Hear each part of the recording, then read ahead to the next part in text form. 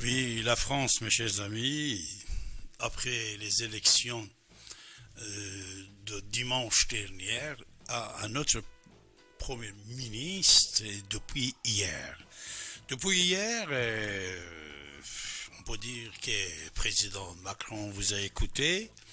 Selon le vote que vous avez donné et la majorité que vous avez choisie, lui aussi, hier, il a choisi un autre Premier ministre. Pourtant, Edouard Philippe et comme Jean Castex, c'est de même tendance politique. Tous les deux, ils ont démissionné de les Républicains au moment qu'ils étaient nommés Premier ministre, mais quand même, voilà, il a préféré de placer Edouard Philippe dans la campagne présidentielle pour 2022, et lui qui largement avait gagné son siège de maire au Havre, il est retourné là-bas. Jean Castex, c'est également comme Edouard Philippe, personne ne le connaissait pas. Pourtant, on le voyait à droite et à gauche, même pas on ne prononçait pas beaucoup son nom. C'est un homme politique depuis des années.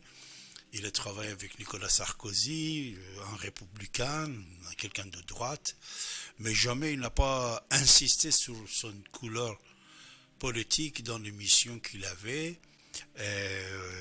Voilà, l'homme de confinement, dans le confinement, c'est lui qui était chef. Mais pour la plupart des peuple français, Jean Castex était inconnu.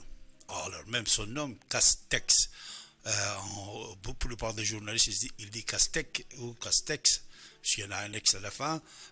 Même une partie des journalistes ne connaît pas encore bien la prononciation de son nom. Mais pourtant, il est là. Olympique, vous savez, il avait mission aussi. Surtout, les gens étaient très satisfaits de ses interventions, de sa présence. C'est un homme réaliste, on peut dire. Il est réaliste. On va voir ce qu'il va faire pour la France. Mais tout de suite, je vais vous dire, c'est quelqu'un qui, vous allez voir, il va se montrer aussi loyal auprès de son président, Macron, et serviteur auprès du peuple français. Nous allons espérer comme ça, Monsieur Jean Castex, et je vous félicite et on vous souhaite bonne chance. Ce sont des gens, c'est-à-dire Macron, depuis qu'il est arrivé, il essaye de placer les gens quand on ne le connaît pas beaucoup, mais avant il fait des enquêtes. Il fait des enquêtes et s'ils ont des problèmes familiales, financiers, des procès, je ne sais pas quoi. Il fait ces enquêtes-là, et après, quand il choisit. Bien sûr, pour son premier ministre, je suis sûr et certain que ça faisait longtemps qu'il réfléchissait, mais tout de suite après les élections, puisque c'est les républicains qui ont la majorité, alors il a choisi encore quelqu'un parmi eux, mais il a démissionné de son ex-parti, et cette élection, il a donné trois grandes villes de la France aux écologistes. Écologistes, ils ont maintenant Marseille, et Strasbourg. Et Marseille, vous savez, c'est la deuxième ville de la France. 25 ans, Jean Gaudin, de droite, il cède la place à quelqu'un de gauche, on peut dire, les Verts, c'est de gauche. Voilà, on va voir ce qui va passer dans le monde, surtout en France, puisque c'est difficile. Comme tous les deux, ils ont dit, Jean Castex et Edouard Philippe, avant de quitter le Matignon, le monde, le nouveau monde. Maintenant, on parle de nouveau monde. On ne parle plus, voilà, c'est le nouveau monde qui a commencé depuis 2020. Juste le commencement, c'était l'assassinat du général iranien, que ce soir, si on aurait le temps, je vous donnerai des informations tout fraîches à ce sujet. Ça, on va voir.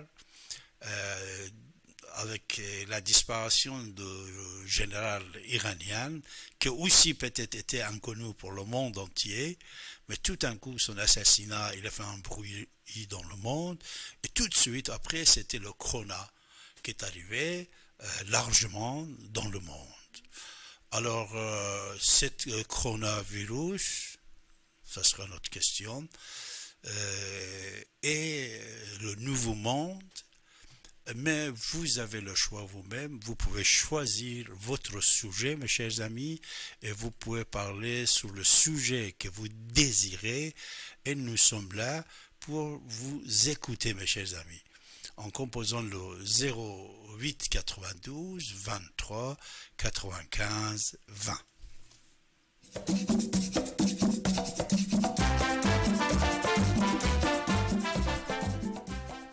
David Abbassi, écrivain historien, vous présente l'humeur du temps, tous les lundis et derniers samedis du mois, sur 95.2 FM et ici et maintenant.com, et aussi sur le canal 9A de la RNT, son site internet davidabassi.com.